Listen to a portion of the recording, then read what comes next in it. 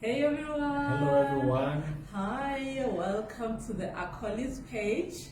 Firstly, we just want to wish everyone a prosperous 2021. Yes. Happy New Year's to everyone. Happy New Year to everyone. Yes, and we also want to thank everyone for accepting our invitation to join our page. And today we officially reach 500 likes and followers. Thank you and so guys, much. we are really appreciative and we thank you so much. Yeah. All right. Thank you so much. Today our video will focus on how dating or marrying someone from a different culture is all about the experiences.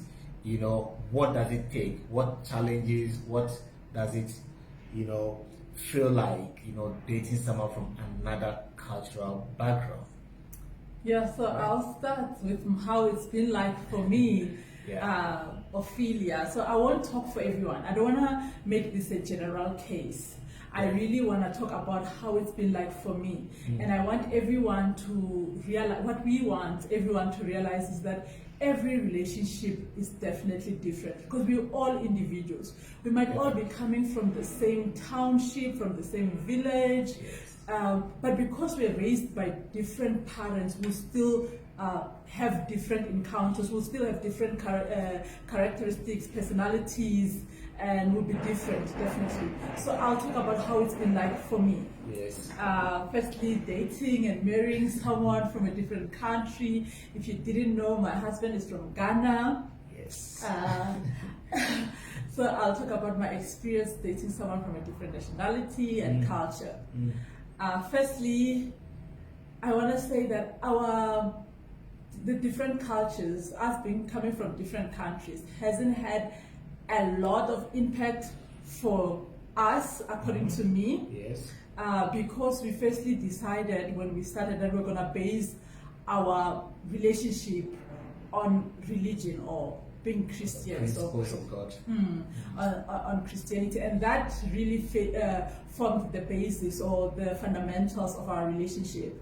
And because we were both charismatic, coming from charismatic churches, it made it so much easier because we had same beliefs. Like, I believe that a wife should submit to her husband, and the husband is the head of the home. So a lot of things really fell into place because we came from the same religious perspective. Yeah.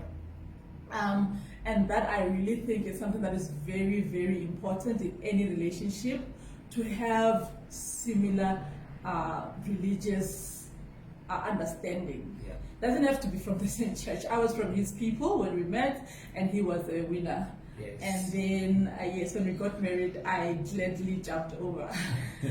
But I will say in our marriage, there's been two incidences that really reminded me to say, definitely we're from different cultures, or it solidified that, or it made it obvious that, wow, we're really from different cultures. And the first incident was when you were paying lobola for me. Yeah. And then in my Bride price. culture, yes, the bride price. Lobola is the bride price, price, for yeah. those who don't know. And then in my culture, they expected him to bring, I think, a case of alcohol and a spirit wine, like an expensive type of wine, for the day for my uncles. And this brother over here was like, no, I'm not forming my marriage on the basis of alcohol. It's against my religious beliefs. I don't drink, so I won't buy anyone alcohol with my money. That was very awkward and difficult for me to explain to my uncles that my husband is not willing to do what is expected culturally. And he was steadfast in his decision that he will not bring alcohol on the day.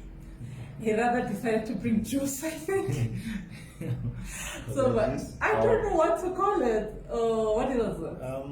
I forgot the name, but Yeah. it's a non-alcoholic. It was a non-alcoholic drink. Yeah, forgot it. And my uncles were not impressed at all.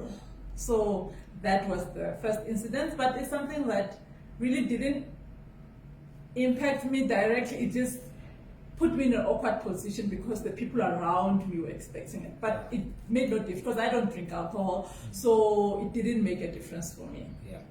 But at the time, it made it very awkward. Mm. And then the second incident was when our son was born. Yeah.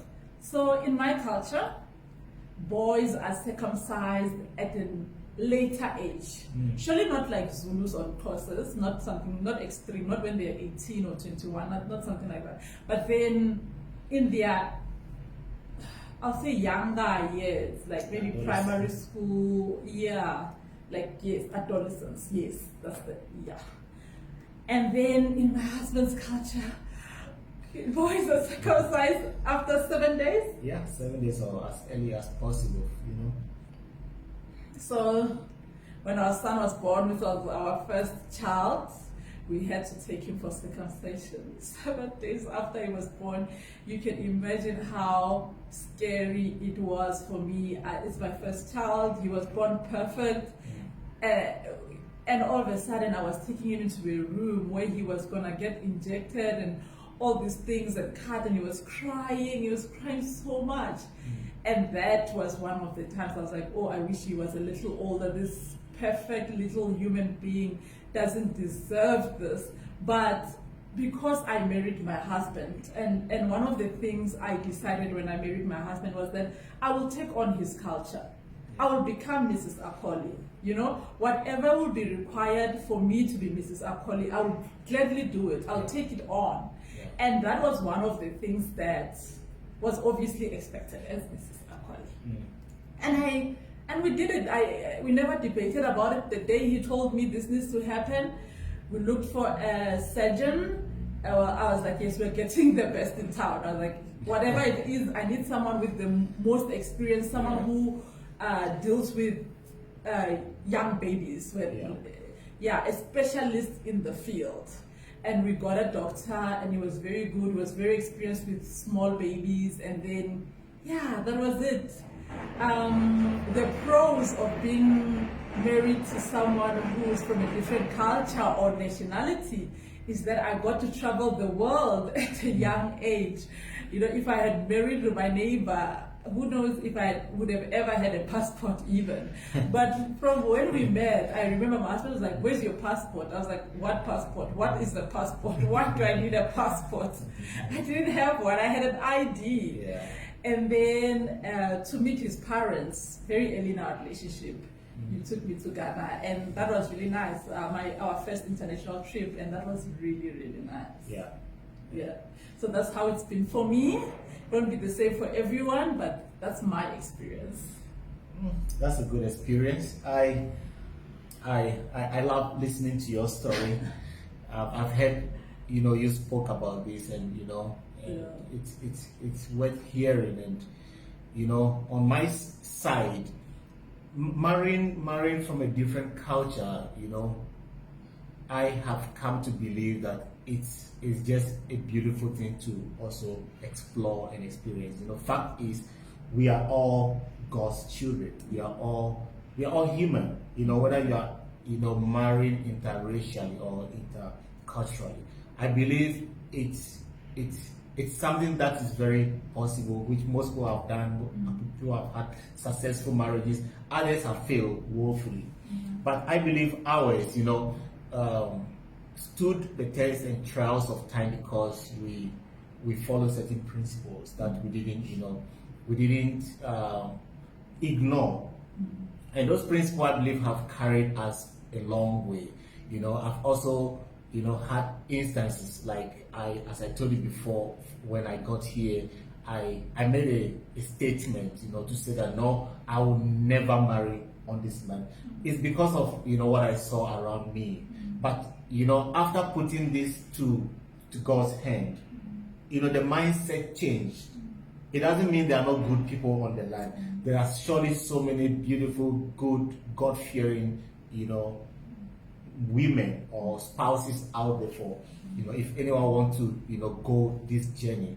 And my adventure was good. I remember, the incidents I had with during your bride price pay.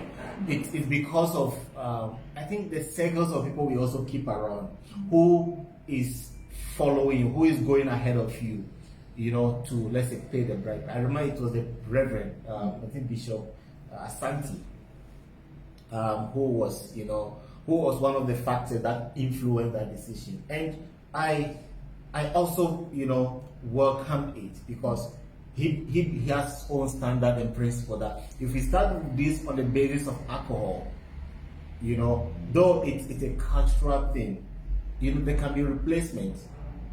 So these are some of the challenges that I encountered marrying from a different culture, that I don't see as so big and not surmountable, but we are able to surmount and overcome. There are countless ones that we could mention.